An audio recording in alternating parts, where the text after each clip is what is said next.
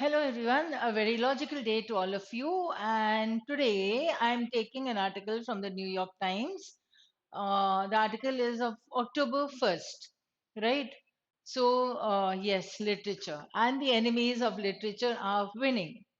So, a few of you will be happy, but let's see what the article says. ठीक है ये directly paper में से है लेट अस सी कहाँ पे जाते हैं हम ठीक है ये रहा So, walk past any bookstore or library in America this week, and you are likely to find a sign exhorting you to read a banned book. Exhorting is urging, persuading. Which one? I always find myself wondering. Banned books हैं, उसमें से कौन सी वाली book पढ़े हम? This is what the person is wondering. A Roman Catholic missal, which was illegal to print or possess in Elizabethan England, the Protocols of the Elders of Zion, whose recent Italian publisher was sentenced in 2010 to 6 months in prison and fined $2,000. Ryan Anderson's critique of the transgender movement. When Harry Became Sally, which is among the books prohibited from sale on Amazon, whose dominance of the book trade rivals that of most censorship regimes throughout history. इतनी सारी books हैं जो कि band हैं America में अब ऐसा बन जाएगा कि मतलब according to the article it is said that you will find the banner which says okay read a banned book, right? So then he says which book should I read? So many books have been banned. This is what we can understand from the first paragraph. No, this is not the contraband the bookstores and libraries have in mind. ये नहीं है. Americans have found themselves subjected to the vague inducement to read a banned book since 1982, when the American Library Association and other groups began promoting Banned Books Week, a cloying festival of liberal self aggrandizement annually celebrated, if that is the right verb, by publishers and booksellers. This year it runs from October 1 through October 7. So, Banned Books Week is or should be eminently mockable. Eminent is like well known, renowned, distinguished. तो band books week है तो it should be eminently मॉकेबल उस पे mockery की जा सकती है ऐसा its proponents trade on the moral currency of defiance. See how brave we are, inviting people to read these daring books, but in practice, they are doing the opposite, attempting to reify a consensus. That means they are attempting to make a consensus real. ठीक है वो तुम्हें पढ़ने नहीं देंगे ऐसे band books बस दिया है Take a look at the most banned and challenged books from 2010 to 2019, according to the American Library Association. They need to bring the focus on the banned books and why these books are written, published, and then banned also. देखते हैं कितनी है Many are war horses of junior high English with millions of copies in print. To Kill a Mockingbird of Mice and Men 1984. Others are best-selling fantasy novels like The Handmaid's Tale and The Hunger Games. ठीक है ये वाली book तुम लोगों ने पढ़ी होगी 1984 also we say that you read Handmaid's Tale is something in on the Amazon also, and The Hunger Games, which have been made into wildly popular movies and TV shows. The list for 2022 is dominated by politically inflicted, sexually explicit coming of age stories, gender queer flamer, often in comic book form or otherwise aimed at young adults, many of which have made the New York Times bestseller list. ठीक है कई बार ये coming of as story का मतलब होता है कि जैसे छोटे से बड़े होते जा रहे हैं या चेंज होता जाता है ऐसी कोई स्टोरीज हैं उस लेवल की उस इरा की स्टोरीज है इरा नहीं लेवल आ जाएगा वो स्टेज आ जाएगा उस फेज आ जाएगा उसका meaning so this is a question this is a word that comes in as one of the options in your RC passages ठीक है now these are hardly pariah texts right a pariah is somebody who is an outcast ठीक है तो ये hardly है मतलब कि ये टेक्स्ट ऐसे नहीं है जिसे एकदम से बैन कर दिए गए हैं In zero cases since the advent of Banned Books Week has a local or state ordinance been passed in this country that forbids the sale or general possession of any of the books in question. So there is no such case. They have not been banned in the sense that, say, many of the works of the historian Frank Dicotter, the author of Mao's Great Famine, are banned in mainland China. मतलब band in the sense कि literally band कि आपने उसको बेचा या रखा आपकी shop पे या आपके पास है, इफ यू ओन इट तो then you are like doing something illegal, वैसा बैंड नहीं है. पर वो जो बुक्स थी, To Kill a Mockingbird in 1984 and such books, right, they are talking about such that they actually do not forbid the sale. But still, what the American Library Association means when it implies that a book has been banned is that, having typically been purchased with public funds by a library or school, it has subsequently been challenged.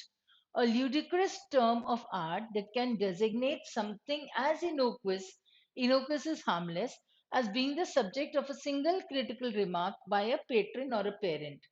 If, after this challenge, a book is withdrawn from the library, or if access to it is restricted in some other way, or even if it remains in the collection, it now belongs to the banned book suites. मतलब ऐसी कुछ books होंगी जो कि library ने खरीद ली है, रखी है, उसको पढ़ने पे हो सकता है कुछ पेरेंट्स को या पेट्रेंट्स को प्रॉब्लम होती है, तो वो बोलेंगे लाइब्रेरी को कि देखो ऐसी बुक्स, इतनी बेकार बुक्स, ऐसी बुक्स कैसे रख सकते हो तुम लाइब्रेरी में. So the library has to actually remove और keep it aside, right? And then it actually comes up with there's a restriction now. इसे कहा था restricted in some other way. ऐसी बुक्स हैं और फिर वो बैंड बुक्स करती हैं. मतलब overall all the world over करें या ऑल द और अराउंड द कंट्री करें, ऐसी बैंड नहीं है बुक्स. लाइब्रेरी के हिसाब से अगर लाइब्रेरी को it has to pull back the books due to some reason, ludicrous is illogical, right? So library or school, it has subsequently been challenged. Book खरीद ली है लाइब्रेरी ने, स्कूल ने खरीद ली है बुक, उसके बाद पेरेंट्स आके बोलते कि आप ऐसी बुक कैसे पढ़ा सकते हो बच्चों को. ठीक है. So in that way, this is by any reckoning an absurd definition of a ban. Regardless of whether administrators wish to acknowledge it, libraries are beholden to the communities they ostensibly serve. Right? Beholden to the communities, matlab they are serving the people, right? And if the book is bought by the school, because of a few reasons, the patrons or the parents or the guardians uh, come up with the challenge that how can you keep such a book in your library, in your school library? The children would be reading it, and this is not good for the children. So then those books will be considered to be as banned, right? So why so? Because the school is serving the people there. So acknowledge that libraries are beholden to the communities they ostensibly serve and on which they rely for funding and their prevailing values. When parents, rights, groups object to the inclusion of sexually explicit books in public or school libraries, while often noting correctly that these books remain available in bookstores and online, they are engaged in fundamentally the same activity as their counterparts, lobbying for the inclusion of such recent classics as Worm Loves Worm. Right. So now, what is being said here is that parents have a problem with the books being available in the school library, sexually explicit books. But they can do nothing about it if those books, same books, are available in the bookstores also. और online also if they are getting, तो उनको कुछ नहीं बोल सकते हैं. लेकिन parents को ये प्रॉब्लम होती है अगर वो बुक्स वहां पे स्कूल लाइब्रेरी में इजीली अवेलेबल होती है बच्चों को तो, right. Now after all, making room on the shelf involves sacrificing something you value less, right? Making room on the shelf का मतलब क्या हुआ कि अगर आप बुक्स खरीदते हो तो आपको शेल्फ पे वो बुक्स रखनी पड़ेंगी. इसका मतलब अगर बुक्स की जगह इंपॉर्टेंट है उस शेल्फ पे, तो कुछ और जो कि लेस इंपॉर्टेंट है वो तुम्हें हटाना होगा, right? So libraries are restricted by considerations of physical space, as we are frequently reminded when they discard older books without regard for their literary merit. Libraries में पुरानी पुरानी किताबें हटा देंगे तो it is not about how old the books is, it is about what value that book has. ठीक है, तो वो without regard for the literary value the books are removed. It is impossible for any public library to own every book or even a majority of the worthwhile ones. If the mere fact of a book's being unavailable in a given library is tantamount to its banning, tantamount means equal, then virtually all of the many hundreds of thousands of books published in America each year have fallen afoul of a censorship regime. मतलब बहुत सारी books ऐसी हैं जो कि library में अपने लिए जगह बना ही नहीं पाती हैं. उसे अगर हमने इक्वल मान लिया as they are banned. Why? Because old books हटा दी जाती हैं, राइट. एंड ऐसी बुक्स के लिए then they celebrate that banned week वाला सेंट वाला week from 1st to this 7th October, what they said. Consider what gets left out on your standard anti censorship success story. A few years ago in Ruston, the Lincoln Parish Library removed several children's books, including those with LGBTQ themes, from general circulation. Right? We have an example. These books became available to children only with permission from their parents. A triumphant campaign in 2020 by the National Coalition Against Censorship led to the return of the books to general circulation. 2020 में वो वापस circulation में आ गई, पहले वो उसे हटा दिया गया था.